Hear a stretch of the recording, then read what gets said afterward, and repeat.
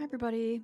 Thank you so much for clicking on my video and joining me today. I wanted to share an idea I had for a new segment, a new monthly segment that I'm thinking about calling Community Picks. The concept is that I would kind of crowdsource opinions or requests for a review of a specific stationery item, which I would then purchase, use, and report back on my experience. I think that it might be kind of fun.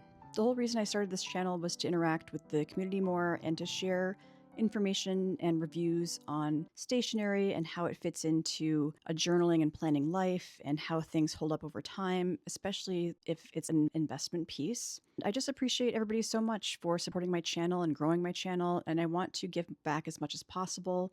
I'd like to do my first giveaway, and I'm planning to do that once I hit 2,000 subscribers. With all that being said, if you have any suggestions, please let me know. I'm excited to do more content like this, and I think it's gonna be a good time. So this is sort of my first one. What prompted it is a coupon I received from Atlas Stationers. With my last order, I ordered a washi tape out of the multitude of washi tapes that I ordered, and they didn't have it in stock. So as an apology, they gave me a coupon code that I had about 30 days to use, and I decided to use it to give a fountain pen company one more try. And if you've been here for a little bit, you might recall my complicated relationship with Esterbrook. And so yes, I am giving Esterbrook another shot. I have high expectations and high hopes, but we will see. But first, I had to add a few other things, and as you can see, the washi tape buying spree continues. I just couldn't really help myself. I mean, look at this BGM tape. It's perfect for Valentine's Day. It's perfect for Easter. It's like a baby pink striped background with adorable little desserts and cats and bunnies, and it has some silver foiling on it. I just love it. And in my defense, I have been using my washi tape a lot. I use it to decorate my pages, add tip-ins, paste in memo sheets if I don't want to commit something to my planner yet. I do use it. And I also picked up this really pretty basic color washi tape from MT. They do the best basic colors. This one is Cherry Blossom. It uses a different technique than they typically do, where I guess the color is saturated on both sides. It's supposed to make it really lustrous. I use plain washi tapes a lot because I try to keep my planner and journal a little bit neutral sometimes, because sometimes I can go hard with the stickers or ephemera. The washi tape sometimes pushes it over the edge, so I like having plain washi tape to use for whatever my needs may be. And then I picked up a few sticker sheets because after the coupon code, they were like $3 each. And I've been using these types of sticker sheets the most recently, more than my Sticky Club or Sterling Ink subscription. So I picked up a few from Mindwave and Sautelier Design. I love these mini series stamps. I use them all the time. I think because they're so small and they're just really easy to use. I already have them throughout my journal and planner. I love those little stars. They're like a gold shiny star, kind of like school stars. And these hearts with the holographic reflect. I just take the sticker sheets and stick them in the portfolio in my Louise Carmen, and then I always have stickers on hand with me. Adorable. I know I'm going to use these a ton. I do want to start transferring some of my stickers to a sticker release book, so that is actually on my to-do list. But let's get into the important part of this video, my new Esterbrook. I saw a post recently in the Fountain Pen Facebook group, and somebody mentioned that this pen was being released. It's the Esterbrook Estie Bestie, and it comes in two colors, a pink and a purple. I'm not really familiar with this character on the box. I don't know if this is something that Esterbrook came up with, or if I should know who this is, but the box is cute. It's a little bit cutesy for me, but I think they did a good job. What got me thinking is after I did my Ferris wheel press Joulet video, and was talking about changing nibs out of pens, the fact that the Joulet can nib swap and that Esterbrook can, I sort of wanted to give it another shot. And I really love the resin that Esterbrook offers. I've had my eye on the honeycomb and the tortoise. So when I saw this one, I thought, I have a coupon. I like the color.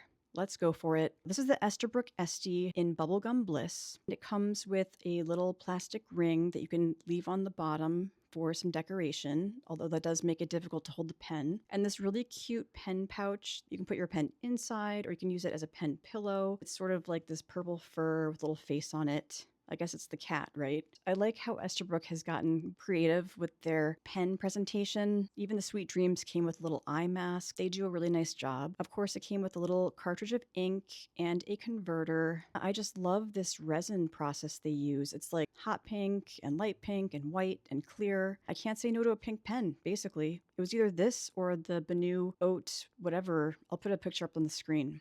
I ended up getting this one with a specialty nib. This is a mini stub.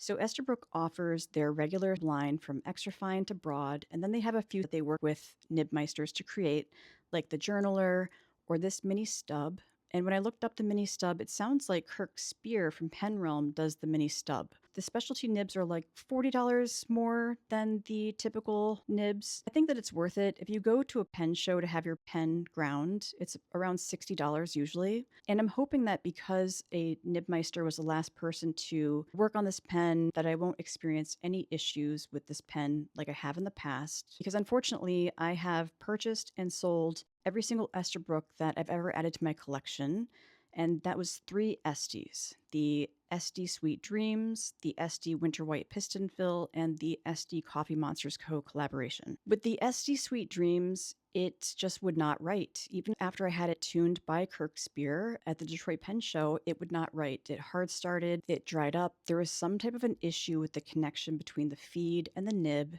In fact, Kirk Spear suggested that maybe I try a different converter, which I did, or add a drop of dish soap to the ink, which I did not do, because I basically fought with this pen for a whole year.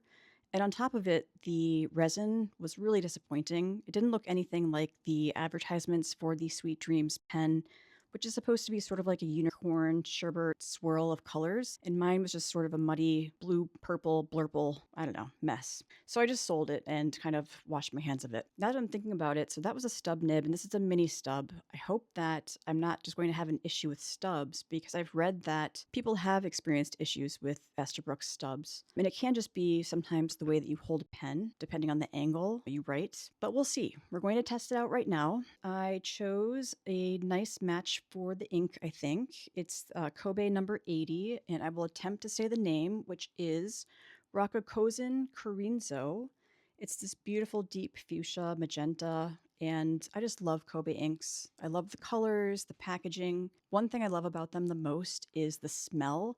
I cannot get enough of the smell, and I recently learned that it's probably from a fungicide that Kobe puts into the inks to prevent spoilage.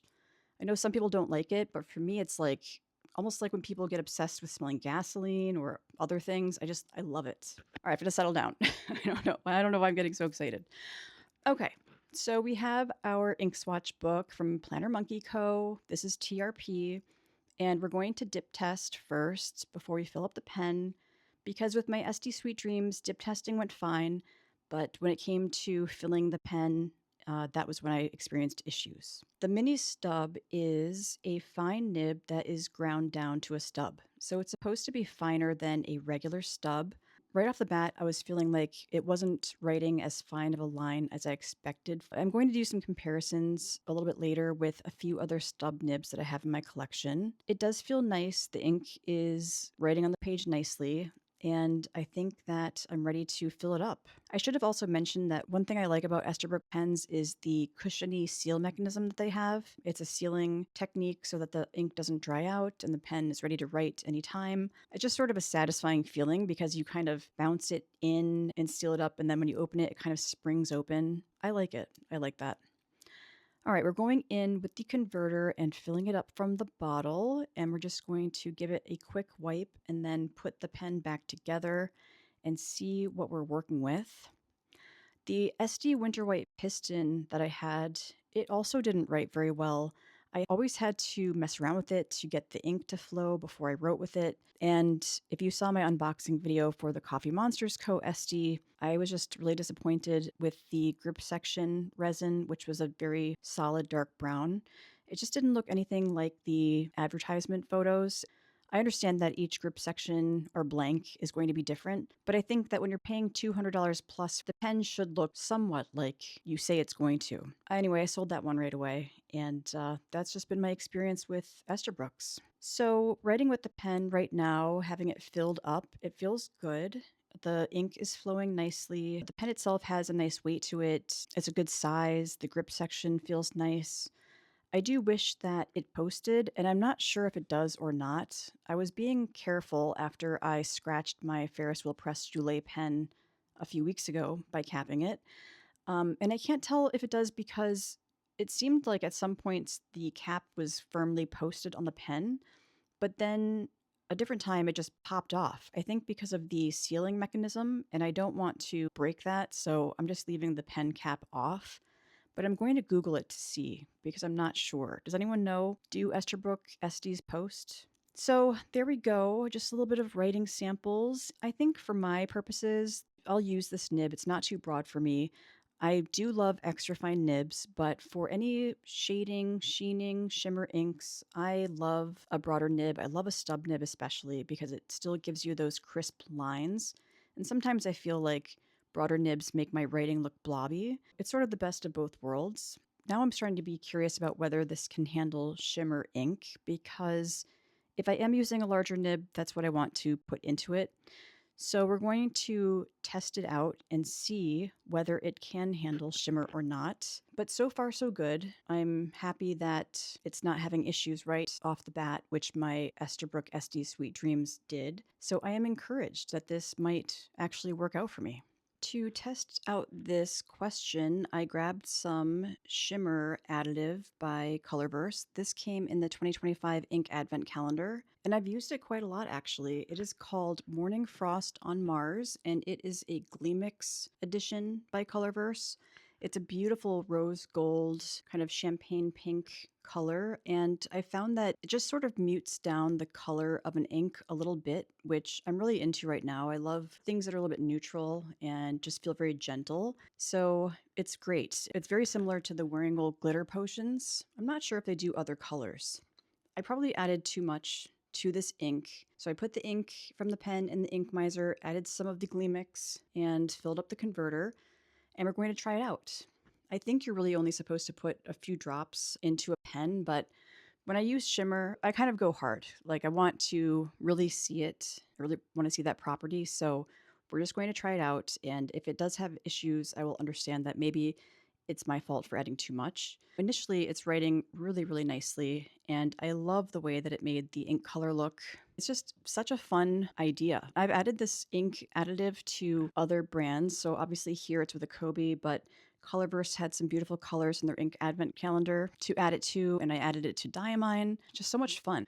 So what I'm going to do is let it sit for a little bit and see how it writes when I come back to it. And since I'm doing a voiceover actually, because my microphone didn't connect to my video earlier, I can tell you that it did have some hard start issues when I came back to it. Here, where I was drying it off on the paper towel, you can see the beautiful ink splotch, and then there's a huge mass of shimmer in the middle. So I think that I really did just put too much shimmer in. So I'm going to walk it back, dilute the ink with more Kobe number 80, so there's less shimmer, and that should help the issue. Also, side note, I love this little pen wipe. It is made to look like a little cannoli. I saw this on May's channel, who used to work at Yoseka. It's a company out of New York called Inky, and they make these little cannolis in all different colors. I was sort of saving mine for a while because I knew the light pink leather would probably get ink on it, but you just have to use the stuff that you have. So look at that shimmer. That is incredible. I love it. I did end up diluting the ink a little bit. You know, I don't need a pure wall of shimmer, and that definitely helped. That was my fault and not the pen's fault.